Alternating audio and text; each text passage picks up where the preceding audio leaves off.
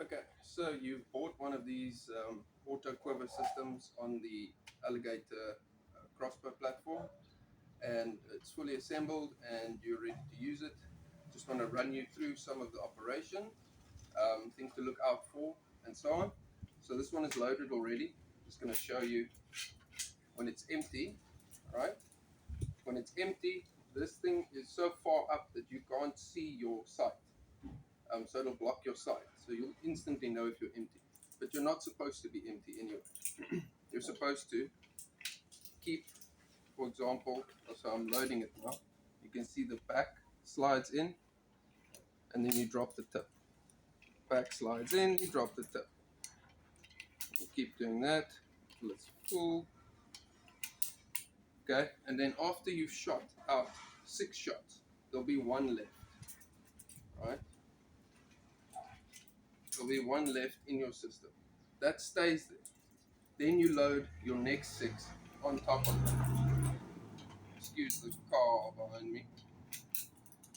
And you load your next stack of 6 on top of that, and then you carry on shooting until you have the last one again. So it fits 7, you shoot 6, and the last one stays there. Your next stack goes on top of that. That's just to avoid any malfunctions, because there is a chance with the last one, when it gets loaded, that it might get seated wrong.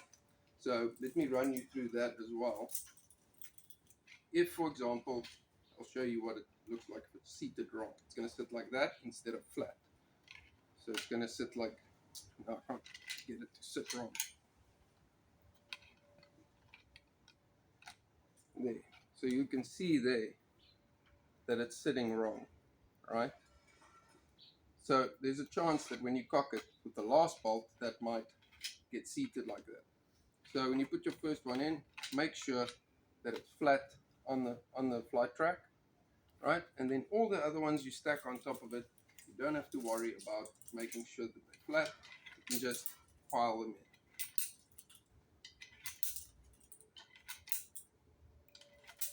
in. And this will just ensure continuity when you're shooting. It'll avoid any malfunctions. You should have a continuous stream without any issues at all, if you follow that system. You can shoot that last bolt out if you really want to. Just make sure it's seated properly when you shoot it. But if you get into the cycle of loading 6 on top of the 7th one, which we call the follower bolt, then that cycle works perfectly. So the only other thing I want to mention then is the set screw in the front here. So after every session, if you can make it a habit of just checking the set screw, right? You just take your Allen key and you just make sure it's tight. This one's still tight, because you don't want to shoot the system if the bow is going to be loose, if this isn't tight.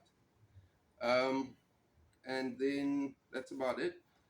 I can show you how it cocks quickly. So I'm going to do it slowly so you can see how this lifts and gets seated again. Okay? Now the bolt is seated and it's cocked and it's ready to shoot. So I'm just going to shoot one off here quickly. Right? There you go. And the next one. See? Okay. So there are different ways to cock it. As you can see, you need to depress this button to get it to start the cocking motion, to get it out of this locked position, right? You do that. So what I like to do is I like to tuck it under my arm and then undo that and then cock it, like so. Okay? Then there is another way. You can slide your hand all the way back if you want good leverage, like I did that controlled slow one now with that leverage, if you want to actually watch it cock to make sure your system is functioning properly. And then for people that are a bit weaker, you can cock it like this. You rest the whole thing on your leg like that, right? So this is going to be your foundation or whatever. You depress the button to start the cocking motion, and then you pull it down like that. So that's very easy for people with smaller built frames, people that are slightly weaker. Okay, and Then there is some other ways too, like you can do this, depress it with your finger, use your shoulder, bring it to a cocking position, back in, and then put your hand on there. That's a fast way of doing it if you want to see. Right? So yeah, that's it. And there's nothing else really to mention with these. This is the older iteration of the Auto-Quiver. Specifically why I'm doing this video, because there's a few people that bought some that's already assembled, that doesn't come with a manual or a box even. So I sold them at a significantly discounted price because of that. And yeah, so this video is specifically for those people. If you buy the system new, in box, comes with your manual, and also there are videos to watch how to assemble it and everything. So I'm not going to run through all of that. This is just the operation of it. Now let's say, okay, I got my last bolt in here.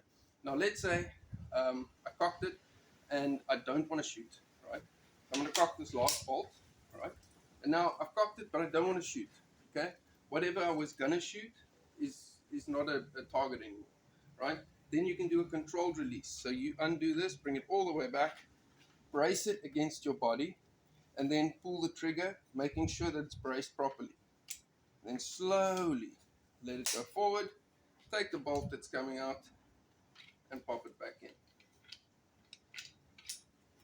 Okay?